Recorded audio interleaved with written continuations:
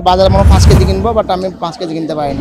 আয় তো সে আগের মতোই আছে, কিন্তু ব্যয় তো অনেক বেড়ে গেছে। গ্রামের মধ্যে বাজারের মধ্যে অনেক কম, কিন্তু এখানে এসে শহরে বাজারে এসে অনেক বেশি দেখা যাচ্ছে। একটি সরকারি প্রতিষ্ঠানে কর্মরত আছেন খঞ্জন।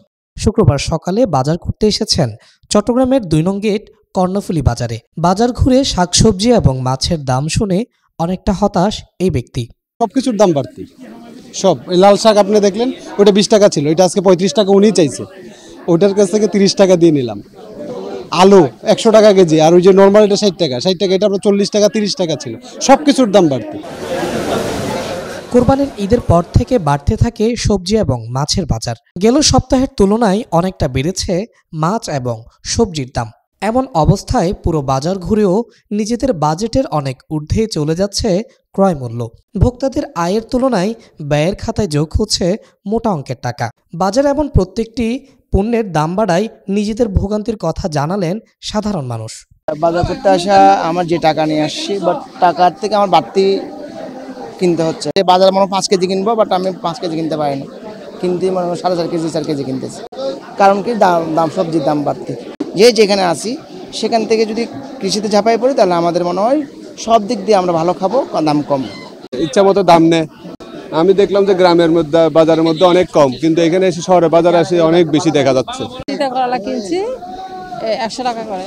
কষ্ট তো সবার হচ্ছে, দাম বেড়ে গেছে, সবকিছু সবাই কষ্ট তো হচ্ছে। সবাইকে এটার জন্য একটা যৌথ প্রচেষ্টা নিতে হবে। থ্রুআউট দ্য প্রসেস, প্রোডাকশন থেকে শুরু করে বাজারজাত হওয়া পর্যন্ত যদি মধ্যস্বত্বভোগী থাকে তাদেরকে বাদ দিতে হবে।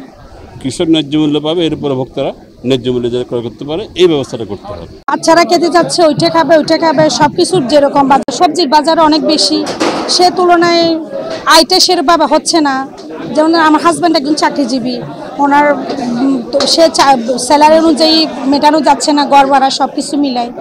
দ্রব্যমূল্যটা একটু যদি হ্রাস পায়, সেটা আমাদের সবার ক্ষেত্রে তো বেস্ট হবে বলে সবাই তো সেটাই মনে করবে অবশ্যই। চিংড়ি মাছগুলো হচ্ছে যে আপনার 640 টাকা 700 টাকা কেজি। আমাদের যে আয় তো সে আগের মতোই আছে, কিন্তু ব্যয় তো অনেক বেড়ে গেছে। তো এটা আমাদের তো যথেষ্ট সমস্যা হচ্ছে, আমরা যারা মধ্যবিত্ত তাদের তো যথেষ্ট সমস্যা হচ্ছে। প্রত্যেকটি সবজি কেজিতে বেড়েছে 10 থেকে 20 টাকা পর্যন্ত। লাউ, শসা, কাঁচামরিচ, পটল, টমেটো সবজি ভেদে দাম বেড়েছে। বিক্রেতারা বলছেন সরবরাহ কম থাকায় ঈদুল আজহার পর থেকেই হু হু করে বাড়তে থাকে সবজির দাম। একই চিত্র মাছের বাজারেও। সাগরে মাছ ধরা বন্ধ থাকার কারণে সরবরাহে চাপ অনেকটা কমেছে, যার কারণে সরবরাহ সংকট দেখিয়ে মাছের বাজার এখন অনেকটা অস্থিতিশীল। রাঙামাটি বন্ধ, এখানে সাগর বন্ধ, ওই কারণে মাছের দাম একটু বেশি। বন্ধ তো একটু দাম বাড়তি আর কি। ইলিশ মাছ 1400-1300, এগুলো হচ্ছে আপনার 1 কিলো মাছ 240, 350, 450, লোকটা মাছ 220 দাম বাড়তি। এখন সাগর বন্ধ না, এই জন্য দাম বাড়তি। মুরগির দাম এখন কম আছে, ব্রয়লার 170 টাকা, সোনালি 320 টাকা। পারলেও আগামী 10-15 তারিখ দিকে বাড়তে পারে। ঈদের সবাই মানুষ বাড়ি ঘরে গেছিল, তখন মালার দাম কম ছিল, 2-4 দিন মালার দাম কম ছিল। এখন সব প্যাকেট থেকে বাড়ি গেছে, প্রতি কেজি 10 টাকা করে বাড়ছে। আগে লাউ ছিল 30, এখন 40। আগে ভেন্ডি ছিল 40, এখন 50। আগে পেঁপে ছিল 50, এখন 60।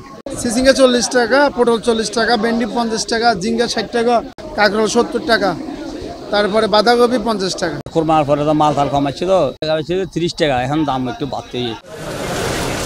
তবে বর্তমানে স্বাভাবিক আছে মুরগি এবং মাংসের বাজার। দাম নিয়ন্ত্রণে সংশ্লিষ্টদের যথাযথ নজরদারি বাড়ানো গেলেই অসাধু ব্যবসায়ীদের সিন্ডিকেট দমন করা সম্ভব হবে বলে মনে করছেন ভোক্তারা। Sajjad Hossain, Media Express, Chittagong.